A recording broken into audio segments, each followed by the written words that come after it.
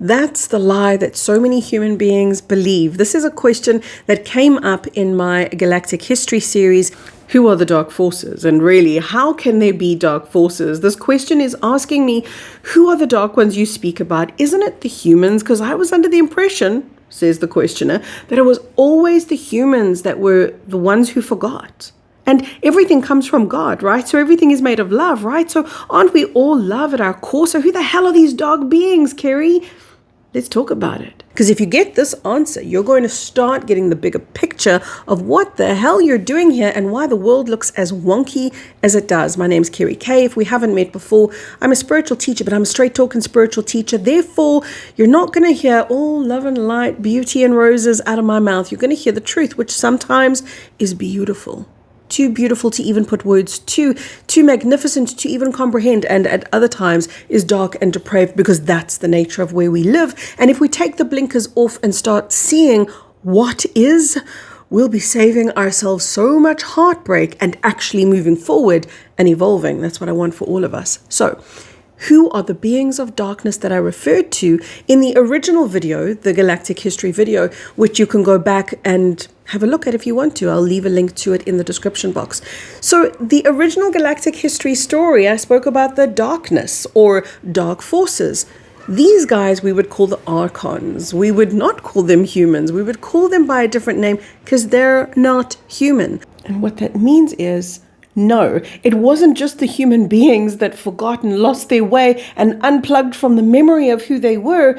It was most of creation. That was the whole damn point of creation, was for us to forget who we were. And when we look at the myriad of beings that are out there, because there are, let's just get real with each other for a moment, right? There are billions of galaxies and trillions of stars with so many planets that they're uncountable, and therefore the amount of beings that comprise creation are too many to even comprehend or count. These beings, each one of us, are in the process of remembering, and the point of remembering who we are, the full return of the cognizance of the wholeness and the oneness that we originate from, that's the point that we can say, I am home. Not I'm going home, I am home. In other words, I am now God. Even if you remain in a human body, you would say, I am aware of all that I am as God, expressing itself through one human body. And at that point, by the way, the impossible happens. The impossible is for the all-knowing mind that is God to somehow become more. Think about it. What a grand conundrum it is for the supreme consciousness that we call God, who is already everything, to somehow become more. You can't be more when you are all that there is. This is why creation originated in the first place. It was to answer that question that came from that all-knowing mind that said, how do I become more when the greatest thrill that there is the thrill of growth and expansion? How do I grow and expand? And it was with that thought that a grand explosion took place, and that explosion was the beginning of creation. It was the parts of God forming itself into individuated sparks called you and me and humanity and all the other beings that comprise creation. That was how it all began, with that thought from such a creative mind that the mere thought alone triggered this grand ripple that we today call our life. Everything, in order for creation to be convincing though, had to forget that it was God. And the forgetfulness took place at varying degrees for the varying beings. Some of us had complete amnesia, which is what we're undergoing here on earth, complete amnesia to who we are. And within that amnesia were many different roles that we all elected to play, because darkness and light, which are the two primary components of the energetic overall makeup of God. When dark and light harmonize and reconnect and even meld together again, then we have this thing called God. That's the recipe. Think of the yin and the yang, the dark and the light, divided into two. And when we see that, what we're looking at is the story that we're so damn familiar with. It's black against white. It's good against evil. It is the ideas of division sewn into our reality to keep us separate. Now, if we could zoom out, what we would see is simply light. We would simply see, wow, one unified field of consciousness. We would say, now that is God. That is wholeness, and that is the truth. That's what we would look like if we stepped out of the roles that we've been playing. That's home, by the way. That's what home looks like. We're just creating visual imagery here, right? To give you an overall understanding of a very big concept. I hope you know that. The darkness, or at least those that took upon themselves the role of darkness, they knew that they were there to catalyze light, and light knew that they were there to catalyze dark. Each one of us in the realm of dark and light undertook forgetfulness at varying degrees. Those who forgot the most knew the most. Let it in. Let that sink in. Those who forgot the most knew the most were the highest frequency beings, because this was such a big undertaking. To forget ourselves at the point of complete amnesia was a scary thing for us to undertake, because what if we couldn't find our way home? What if we couldn't remember who we were? So it was only the bravest of the brave that undertook this level of amnesia. Others kept themselves out of this depth of amnesia, this depth of the creation game, and they were more of the support beings, some of them angelic and others of them overseers. There were many of these different beings, all supporting creation, because everyone knew what it meant to experience the homecoming of all these individuated parts and pieces would be the ultimate bliss and the ultimate explosion of love and expansion that is too big, too magnificent to ever describe. But let's come back to darkness. So darkness became so addicted to their role of darkness.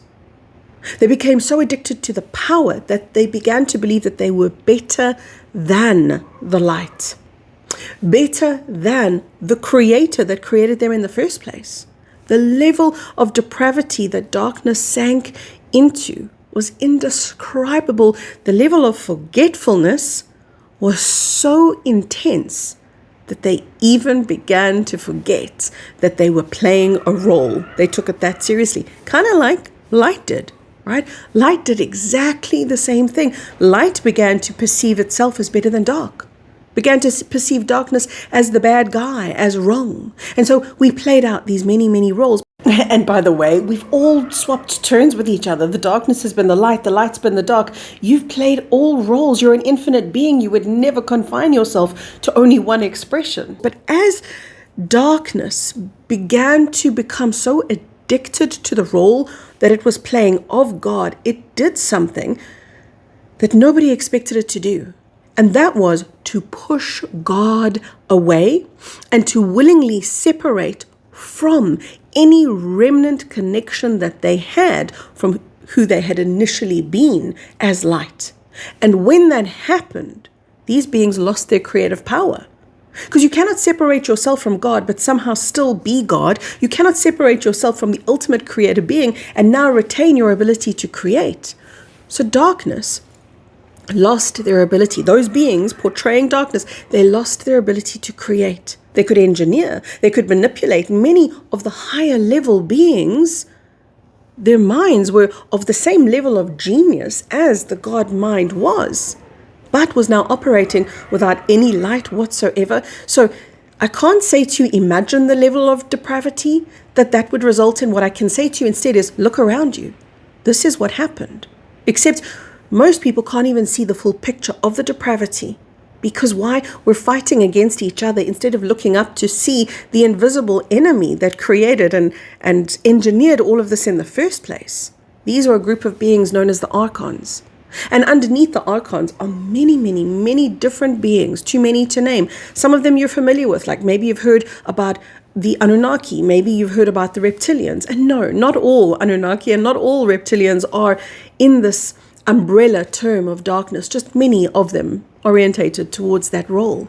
As darkness began to lose their ability to create, they also couldn't sustain themselves because they weren't plugged into light. They weren't plugged into God anymore. So they began to wither, and they began to need a remedy to the withering. Otherwise, they would no longer exist. And the remedy was, let's create a false matrix. Let's create a false universe, a whole new, we don't need this God guy. We are better than God. What we'll do is we'll unplug beings who are still in the organic matrix, in other words, still in the original creation template, still plugged into God, beings of light, in other words, we'll unplug them from the planet that they're on and bring them into the false matrix, a false planetary system. We'll feed them on misery so that they create, because they're the only ones that can create, so that they create misery and a reality, by the way, as well. And we'll feed off of the misery because that's what beings of darkness consume. They need just enough light mixed with just enough misery. It's like a special blend, a little cocktail that they need in order to sustain themselves. They cannot consume pure light. It needs to be watered down. That's why humanity is in the state of suffering that they're in, because that's exactly the perfect fuel source and food source for the dark forces. Are you beginning to see the bigger picture now of the depravity that I'm describing to you? And how we've never looked up. As humanity, we've never looked up to say, hey, who put us in this prison cell? Because we don't see the walls of the prison cell. How can you ask to be let out of jail when you don't even know that you're in jail in the first place?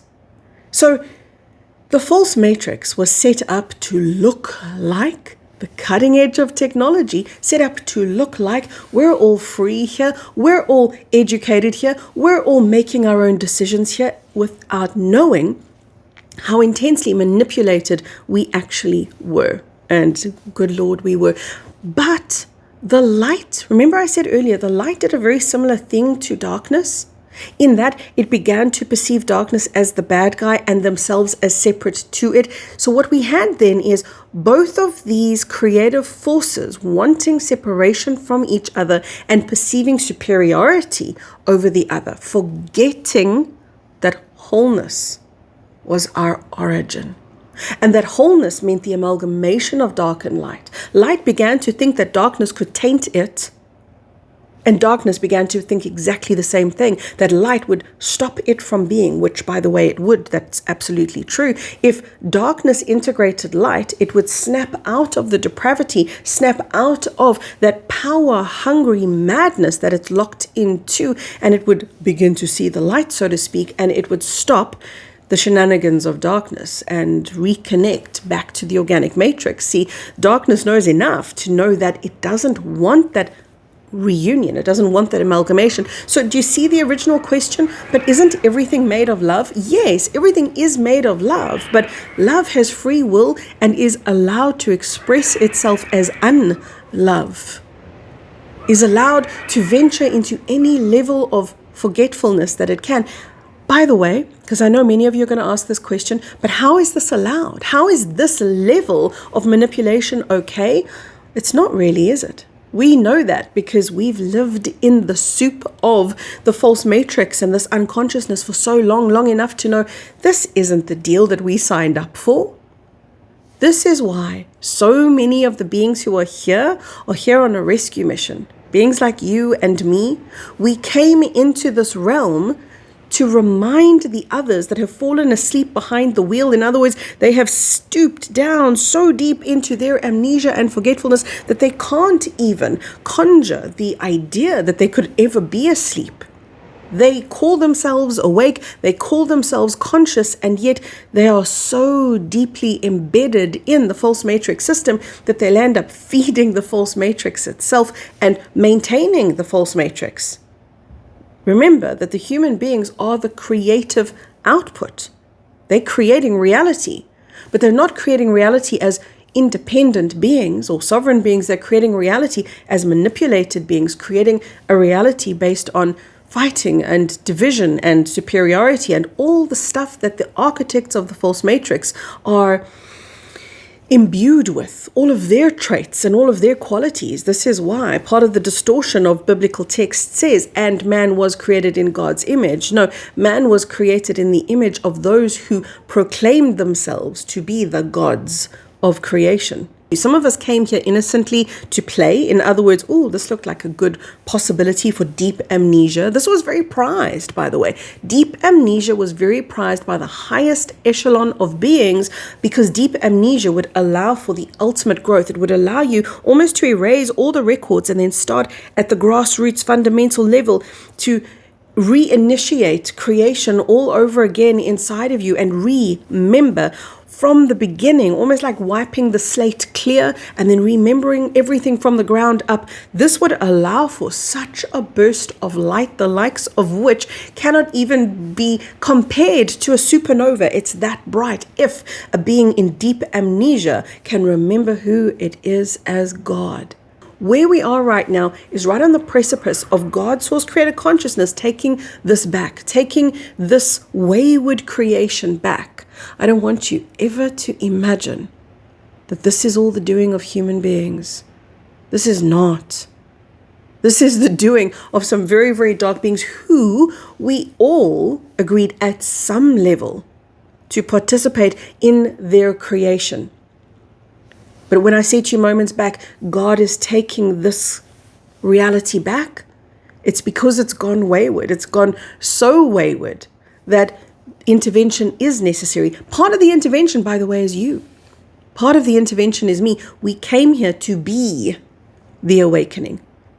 Right? As much as I'm describing to you the fact that we're here on a rescue mission, that doesn't mean that we're here to be rescued. And in other words, we can just lie back, sip a pina colada and wait for someone to come get us. It's not that at all, though I know many people would like that. This is about realizing how much light we actually are. Each one of us has to wake up to that level of truth.